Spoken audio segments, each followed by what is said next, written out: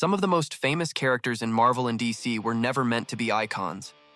A throwaway henchwoman from a cartoon, a raccoon named after a Beatles song, even a mutant potato who once fought Thor, were all created as side jokes or background players. Today we're digging into 10 characters the writers never planned to turn into legends. Hey everyone, if you love comic book lore and weird behind-the-scenes facts, drop a like, share your favorite accidental icon in the comments, and subscribe so you don't miss the next deep dive. Harley Quinn didn't even start in the comics. She was created by Paul Dini and Bruce Timm just for Batman, the animated series, debuting in the episode Joker's Favor back in 1992. At first, she was meant to be nothing more than a one-scene henchwoman for the Joker, a throwaway background goon bringing in a cake inspired by old gangster malls, not the pop culture icon and twisted fan favorite anti-hero she eventually became. When she moved into the main DC continuity, writers expanded her into Dr. Harleen Quinzel, an Arkham Asylum psychiatrist who fell in love with her patient and rebuilt herself as Harley Quinn. She is one of the rare characters who traveled from animation into the official comics, gaining solo series, games, and movies, with a look that blends slapstick clown, classic Harlequin, and tragic toxic romance that stands out among Gotham's nameless thugs. Punisher first appeared in The Amazing Spider-Man issue 129 in 1974, created by writer Jerry Conway with art by Ross Andrew, and a striking cover by Gil Kane and John Romita Sr. On that debut, he was introduced as a relentless assassin hired to gun down Spider-Man, a lethal vigilante pointed at the wrong target, not yet the grim anti-hero carrying his own series, brutal moral code and endless war on crime. His white skull emblem was partly inspired by the Golden Age character Black Terror, reworked into a bold logo that dominated that first cover and helped cement his design in readers' minds.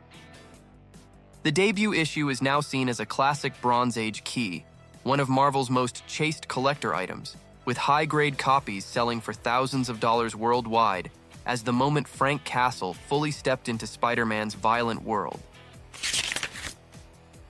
Wolverine first slashed onto the page in the final panel of Incredible Hulk issue 180 and then fully in issue 181, both published in 1974 as a mysterious Canadian agent sent to hunt the Hulk. Editor and writer Roy Thomas laid out the basics, giving him the codename Wolverine, the northern background, and the retractable claws that made this small, angry brawler instantly memorable. Originally, he was just a government attacker created for a Hulk story. But Marvel quickly recycled him into Giant-Size X-Men issue 1, where the team was reborn with an international roster. Under years of stories by Chris Claremont and others, Logan shifted from side character to the face of the X-Men, and his Hulk 181 appearance became one of the most valuable and hunted back issues in modern comic collecting. Rocket Raccoon began life as Rocky in Marvel Preview issue 7 in 1976. Created by Bill Mantlo and Keith Giffen as an armed, talking raccoon adventurer. His very name and some story beats were nods to the Beatles song Rocky Raccoon, right down to the Gideon's Bible reference, and his classic origin placed him on Half-World, a distant planet where uplifted animals cared for unstable patients in a strange cosmic asylum. For decades, Rocket was practically a trivia answer, appearing in fewer than 10 stories and fading into obscurity before Marvel's big cosmic revamps. During events like Annihilation and the relaunch of Guardians of the Galaxy, writers repositioned him as the sarcastic tactician and heavy weapons expert of the team, and the once-forgotten Beatles-inspired side character turned into one of Marvel's most recognizable modern heroes. Squirrel Girl debuted in Marvel Superheroes Volume 2, Issue 8 in 1991, created by writer Will Murray and artist Steve Ditko after his work on Spider-Man.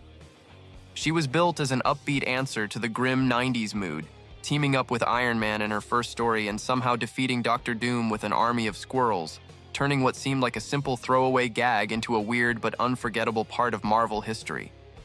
Over the years, Squirrel Girl bounced between odd guest spots and the Great Lakes Avengers, used as a meta joke about heroes who look silly but still always win. That idea exploded in The Unbeatable Squirrel Girl, where she outsmarts villains like Thanos and Galactus, sometimes off-panel, as if the universe bends around this upbeat college girl whose squirrel powers and optimism made her one of the strangest success stories in modern comics. Deadpool first appeared in the New Mutants issue 98 in 1991, created by Rob Liefeld and Fabian Nicieza as a fast-talking mercenary sent to kill the team. When Nicieza saw the design, he joked that Liefeld had basically drawn Deathstroke from Teen Titans, so he leaned into the gag and named him Wade Wilson as a riff on Slade Wilson. At first, Wade was just a hired villain, a guest star, not the headline act fans know today.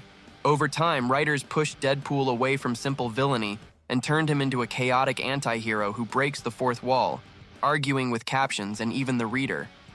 His solo titles mixed violence, pop culture jokes, and meta-humor, treating comic book rules like something he can poke apart. That mix of self-aware comedy and action later shaped the films, turning a blatant Deathstroke parody into one of Marvel's most recognizable modern icons. John Constantine first appeared in Swamp Thing issue 37 in 1985, created by Alan Moore with artists Stephen Bissett and John Totleben as a sharp-tongued guide to the occult. The artist wanted someone who looked like Sting, so Moore built a blonde trench coat wearing mage around that idea. Instead of a distant tower wizard, Constantine was a working-class Brit, chain-smoking and sarcastic, always pulled into dark magic. From Swamp Thing, he spun into Hellblazer under the Vertigo imprint, where writers used Constantine for mature horror stories mixing demons, politics, punk attitude, and bitter humor.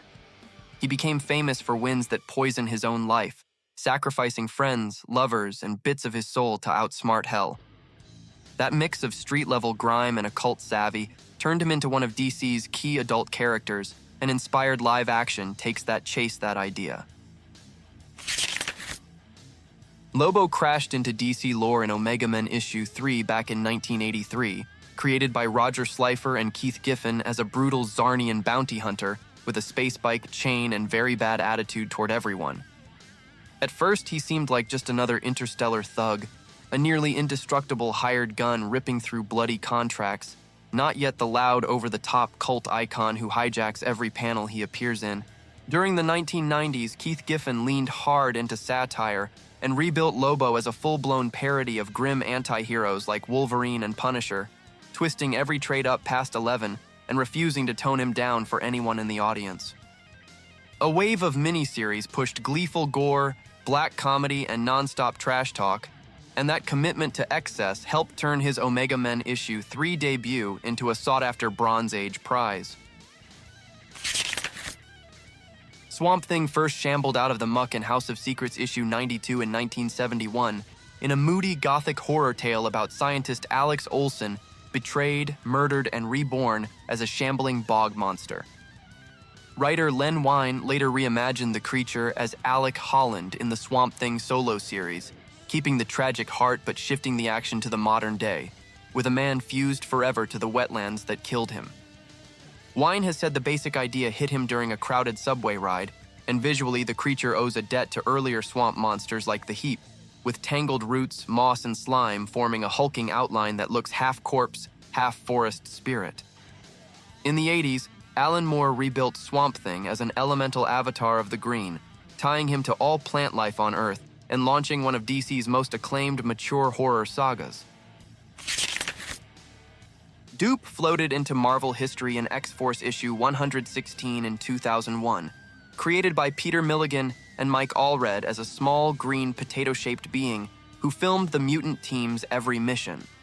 He spoke in a bizarre Dupe-speak alphabet that readers could not decode for years, deepening the surreal vibe of a character who felt like a living mascot stitched together from Cold War secrets, studio branding, and pure weirdness. Later stories revealed that Dupe was actually the product of a secret Cold War experiment whose reality-warping power supposedly helped hasten the fall of the Soviet Union, giving that goofy design a strangely terrifying origin. In one famous arc, his brain explodes and fragments scatter across dimensions, drawing in heroes like the Avengers, while Dupe, using a backup brain, goes toe-to-toe with Thor on camera and barely seems to care. That's it for today's trip through the happy accidents of Marvel and DC. Thanks for watching. If you enjoyed this video, hit like, drop a comment telling me which character surprised you the most, and subscribe so you don't miss the next deep dive.